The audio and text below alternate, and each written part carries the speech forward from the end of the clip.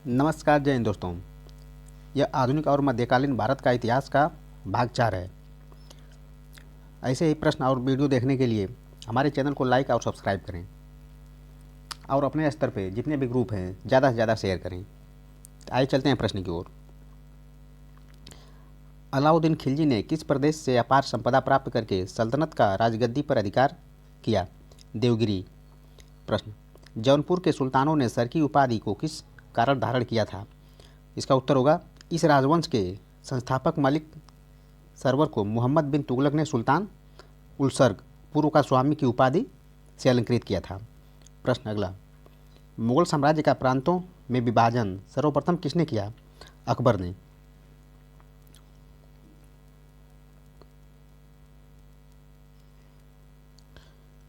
अगला प्रश्न, दिल्ली के सिंहासन पर बैठने वाला पहला अफगान शासक कौन था? बहलोल लोदी। अगला प्रश्न, भारत में पुर्तगालियों का पहला गवर्नर कौन था? Afonso de Albuquerque. अगला प्रश्न, वास्को डी गामा पहली बार भारत कब आया? उत्तर, 27 मई 1498 को। अगला प्रश्न, भगवान बुद्ध को निर्वाण कहाँ प्राप्त हुआ था? कुशीनगर। अगला प्रश्न, छत्रपति शिवाजी की मंत्रिपरिषद को क्या कहा जाता था? अष्टप्रधान।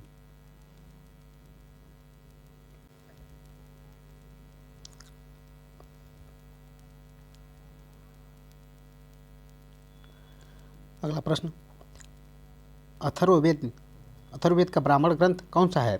गोपद ब्राह्मण। गोपद ब्राह्मण को अथर्ववेद में संकलित किया गया है। अगला प्रश्न, बाबा फरीद कौन थे? प्रसिद्ध सूफी संत थे।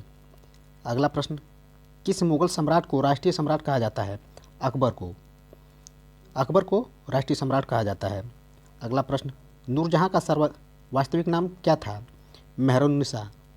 अगला प्रश्न, सैयद वंश का संस्थापक कौन था? खिज्र खान। अगला प्रश्न, किस सूफी संत ने कहा था दिल्ली अभी दूर है? निजामुद्दीन औलिया ने कहा था दिल्ली अभी दूर है।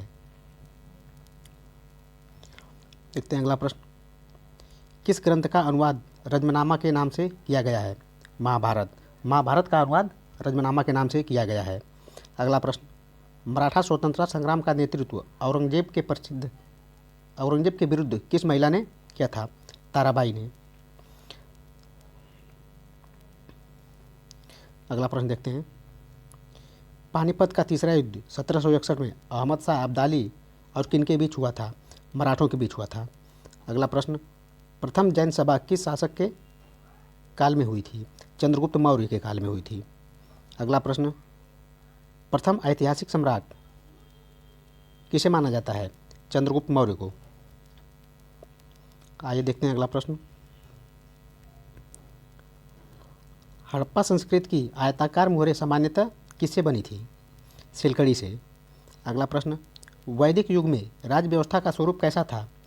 राजतंत्र। अगला प्रश्न, ऋग्वेद में सबसे अधिक मंत्र किस देवता की स्तुति में लिखे गए हैं? इंद्र की। इंद्र की स्तुति में ऋग्वेद में सबसे अधिक मंत्र लिखे गए हैं। अगला प्रश्न, वेदांत शब्द का प्रयोग किया गया है उपनिषदों में।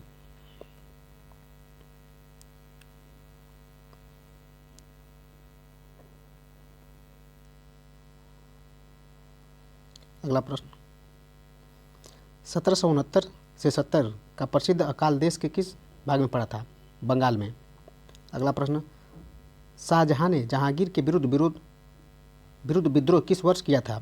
1623 में। अगला प्रश्न, खालसा का आरंभ किस सिख गुरु ने किया था? गुरु गोविंद सिंह। गुरु गोविंद सिंह ने खालसा का आरंभ किया था। अगला प्रश्न, अंग्रेजों का सबसे पहला संघर्ष किस मुगल सम्राट के साथ हुआ था? औरंगजेब के साथ।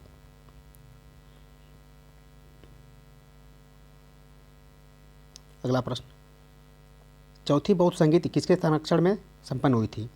कनिष्क के संरक्षण में। अगला प्रश्न, महावीर स्वामी ने अपने संघों को 11 गणों में बांटकर चतुर्विध संघ की स्थापना की, पावा में। आइए देखते हैं अगला प्रश्न, हड़प्पा संस्कृति से संबंधित स्थल रंगपुर किस राज्य में है? गुजरात में। अगला प्रश्न, वैदिक युग में अनस किसका परिचायक था? उत्तर बैलगाड़ी का। अगला प्रश्न, तैमूर के आक्रमण के समय भारत पर किस वंश का शासन था? तुगलक वंश का।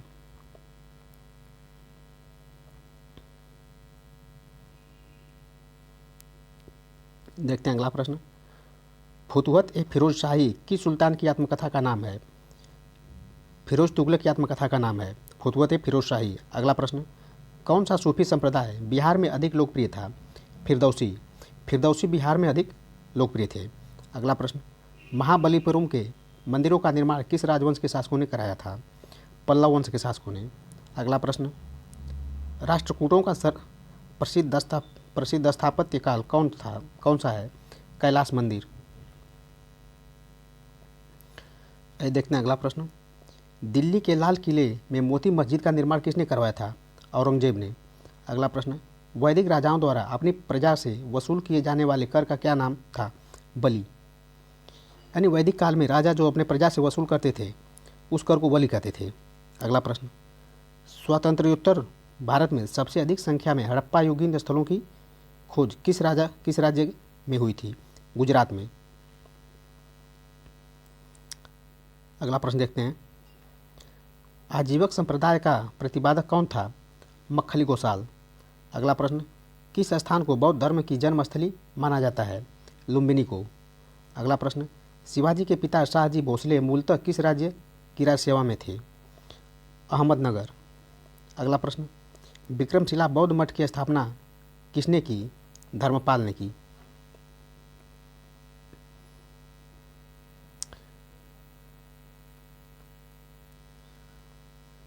अगला प्रश्न। दिलवाड़ा का जैन मंदिर कहाँ स्थित है? माउंट आबू में। अगला प्रश्न। राजस्थान के कालीबंगा में सिंधु घाटी सभ्यता के अवशेष प्राप्त हुए हैं। यह स्थान किस जिले में स्थित है? गंगानगर जिले में। अगला प्रश्न। मध्यकालीन भारत के किस शासक ने मजहर की घोषणा की थी? अकबर ने। अगला प्रश्न। दिल्ली के लाल किले का निर्माण किस मुगल शासक ने करवाया? इस किले में मोती मस्जिद का निर्माण किसने करवाया? शाहजहां ने इसका निर्माण करवाया तथा औरंगजेब ने इसमें मोती मस्जिद का निर्माण करवाया। अगला प्रश्न देखते हैं। दिल्ली सल्तनत के किस शासक ने राजधानी दिल्ली से बदलकर दौलताबाद करने का फैसला किया? मोहम्मद बिन तुगलक ने। अगला प्रश्न। दीवाने कोही जिसकी स्थापना मोहम्मद बिन तुगलक ने की थी किस विषय से संबंधित था? कृषि से संबंधित था। अगला प्रश्न। ब्रिटिश ईस्ट इंडिया कंपनी को सूरत में कारखाने की अनुमति देने वाला मुगल शासक कौन था? जहांगीर था। अगला प्रश्न। 1878 के वर्नाक्युलर प्रेस एक्ट का अभिप्राय क्या था? भारतीय भाषाओं में समाचार पत्रों का प्रकाशन रोकना। अगला प्रश्न। सत्यशोधक समाज की स्थापना किसने की थी? ज्योतिबा फूले ने। ज्योतिबा फूले ने सत्यशोधक समाज की स्थापना की थी। अगला प्रश्न। पेशावर किस सम्राट के शासनकाल में बौद्ध सभ्यता को प्रसिद्ध केंद्र था? बौद्ध सभ्यता का प्रसिद्ध केंद्र था। कनिष्क के शासनकाल में पेशावर बौद्ध सभ्यता का प्रसिद्ध केंद्र था। अगला प्रश्न। मोहम्मद बिन तुगलक के शासनकाल के अंतिम दिनों में दक्षिणी भारत में किस दो विशाल स्वतंत्र राज्यों का उदय हुआ? विजयनगर एवं बहमनी राज्यों का। अगला प्रश्न देखते हैं। खानवा के युद्ध में मेवाड़ को पराजित करने वाला शासक कौन था? बाबर था। अगला प्रश्न। दास वंश को समाप्त कर खिलजी वंश की आधारशिला रखने वाला खिलजी वंश का शासक कौन था? जलालुद्दीन। अगला प्रश्न। कुव्वत उल इस्लाम मस्जिद का निर्माण किसने करवाया? कुतुबुद्दीन ऐबक ने। अगला प्रश्न देखते हैं। भारत पर आक्रमण करने के लिए 1524 में बाबर को लोदी वंश के जिन दो सरदारों ने आमंत्रित किया था वे आलम खां लोदी एवं दौलत खां लोदी थे। अगला प्रश्न देखते हैं। 1757 में अलीनगर की संधि किन के मध्य हुई थी? इस सिराजुद्दौला और लाइफ कलाऊ के बीच हुई थी। अगला प्रश्न। किस एक्ट के अंतर्गत कलकत्ता सर्वोच्च न्यायालय की स्थापना हुई थी? Regulating act 1773। अगला प्रश्न। सामवेद का प्रथम दृष्टा वेद व्यास के किस शिष्य को माना जाता है? जैमिनी को। दोस्तों अगर ये वीडियो पसंद आ रही है तो इसको लाइक और शेयर करें। आइए चलते हैं आगे। अगला प्रश्न। अशोक के अधिकांश अभिलेख किस लिपि में हैं? ब्राह्मी लिपि में। अगला प्रश्न। किन बौद्ध ग्रंथ से यह पता चलता है कि 6ठी शताब्दी ईसा पूर्व 16 महाजनपद विद्यमान थे अंगुत्तर निकाय में।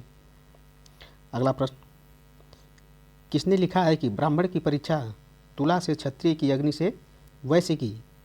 किसने लिखा है कि ब्राह्मण की परीक्षा तुला से, क्षत्रिय की अग्नि से, वैश्य की जल से तथा शूद्र की विष से की जानी चाहिए? वराहमिहिर ने। अगला प्रश्न देखते हैं, वराहमिहिर ने अपनी किस पुस्तक में चारों वर्णों के लिए अलग अलग न्याय कसौटियों का विद्वान किया है, विवेचना की है? बृहत् संहिता में। वराहमिहिर ने अपनी किस पुस्तक में चारों वर्णों के लिए अलग अलग न्याय कसौटियों का वर्णन किया है? बृहत् संहिता में। अगला प्रश्न, चेर कवियों ने किसको अपना सबसे महान राजा बताया है? सेनगुट्टवन लाल चेर को।